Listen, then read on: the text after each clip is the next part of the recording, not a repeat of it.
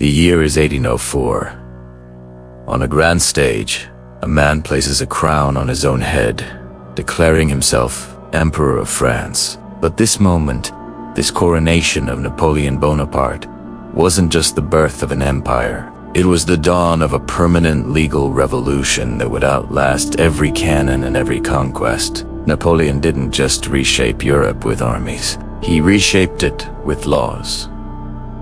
While his empire would eventually crumble, one code he created would survive, spreading across the world and defining the very concept of modern justice. His battles created his legend. His laws secured his immortality. Before Napoleon, France was a nation fractured by its own legal system.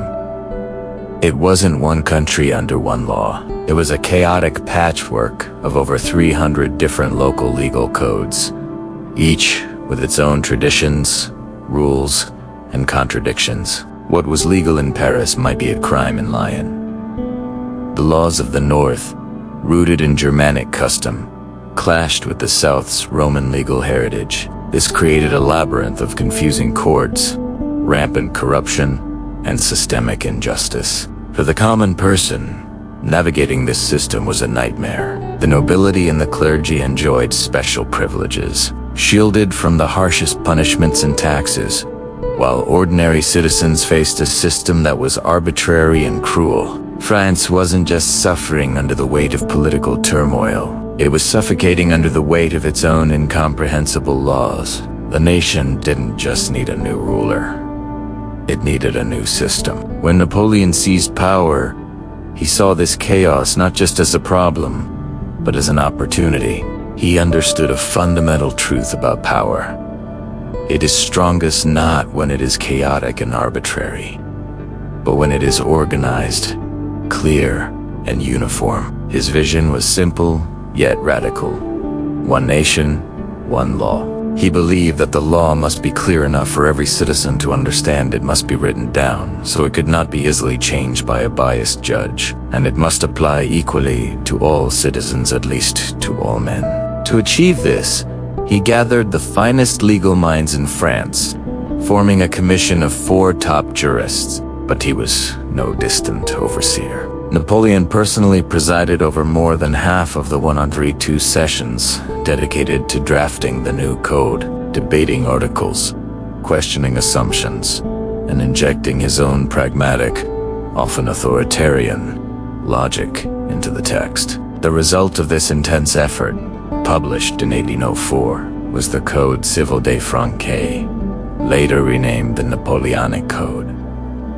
It was the ultimate expression of his belief that order was the foundation of true strength. The code was built on the revolutionary principles that had rocked France a decade earlier. At its core was the radical idea of equality before the law, abolishing the privileges of birth that had defined the old regime. It firmly established the protection of private property, making it a cornerstone of the new bourgeois society. It created a secular state, separating civil law from religious dogma and guaranteeing freedom of religion for all. The system for government jobs and promotion was to be based on merit, not on noble lineage. However, the code was also a product of its time and its creator. It was revolutionary, but it was far from perfect. It enshrined the powerful authority of the husband over the family, treating women as legal minors under the control of their fathers or husbands. Their rights to own property, sign contracts, or work independently were severely limited. Furthermore, the code placed restrictions on workers' unions and reinforced a social hierarchy that, while different from the old one, was still rigid. It was a document of profound contradictions, a tool of liberation that also cemented patriarchal control. As Napoleon's Grande Armée marched across Europe, the code followed in its wake. It was not merely a French law. It became an instrument of imperial administration. It was introduced in territories conquered and annexed by France, replacing the tangled web of old feudal and local laws. Italy, Belgium, the Netherlands, and parts of Germany and Poland were all brought under its legal framework. In Spain, Napoleon's brother Joseph placed it on the throne alongside himself. The spread was systematic. In each new territory, the code swept away aristocratic privileges, standardized legal procedures, and introduced a model of rational, centralized governance. The visual of this expansion is like a tide of red ink spreading across the map of Europe, each new zone representing a fundamental transformation of society. Even after Napoleon's military grip loosened, the seeds of his legal system had been planted, and many nations, upon gaining their independence, chose to keep the code, adapting it to their own needs, rather than returning to the chaotic systems of the past. The code's influence, however, reached far beyond the battlefields of Europe. It embarked on a second, more peaceful conquest of the world, becoming a blueprint for nations seeking to modernize their legal systems. In the Americas, it became the foundation for the civil law of Quebec in Canada and Louisiana in the United States, regions with strong historical ties to France. Across Latin America, newly independent nations like Bolivia, Chile, and Argentina looked to the Napoleonic Code as a model for their own constitutions and civil codes. Seeing it as a symbol of modernity and a break from their colonial past, its influence even extended to the Middle East and Asia. Egypt, under Muhammad Ali, adopted a legal system heavily inspired by the code as part of its sweeping modernization reforms. Decades later, Meiji Japan, in its rush to westernize and build a strong central state, also studied and incorporated its principles. In total, the legal systems of over 70 countries have been shaped by the Napoleonic Code. Few books in the history of the world have ever held direct control over more human lives. This raises a crucial question. Was the Napoleonic Code a tool of progress or a tool of control? The answer is that it was both. For millions, it swept away the injustices of feudalism, created order from chaos, and established a predictable legal framework that allowed for economic growth and individual planning. It gave the common person a sense of legal standing they had never possessed. But at the same time, the code was a powerful instrument for strengthening the authority of the state. By standardizing laws, it made the population easier to govern, to tax, and to conscript.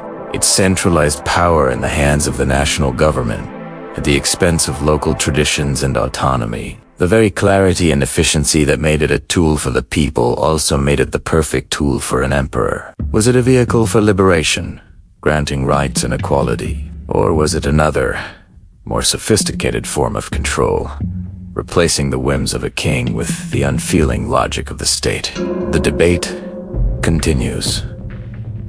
To this day, in 1815, at the Battle of Waterloo, Napoleon's imperial ambitions were finally crushed. His empire was dismantled.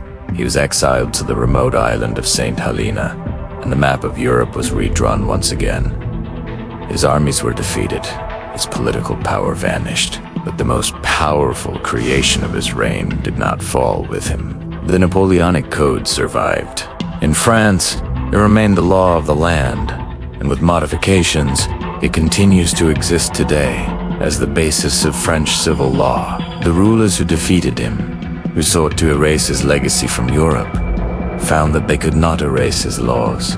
The system he had built was too effective, too modern, and too deeply embedded to be uprooted. The powerful contrast is undeniable. His crown vanished, but his laws remained. Even today, over 2 centuries later, the Napoleonic Code continues to matter. It stands as the foundation of civil rights and legal procedure in dozens of countries, shaping everything from property disputes to marriage contracts. Its structure and principles have inspired constitution building worldwide, providing a model for how to organize a modern state. It is still a core subject of study in law schools globally, analyzed for its genius, its flaws, and its enduring impact on legal theory.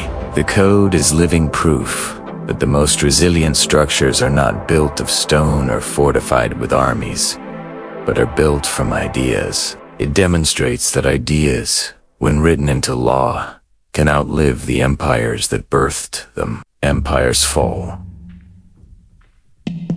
Armies disappear, but ideas, when they are powerful enough to be written into law, can become eternal. In the end, Napoleon Bonaparte tried to rule the world with force, and for a time, he seemed to succeed. But his true, lasting conquest was not achieved on the battlefield. He succeeded with law.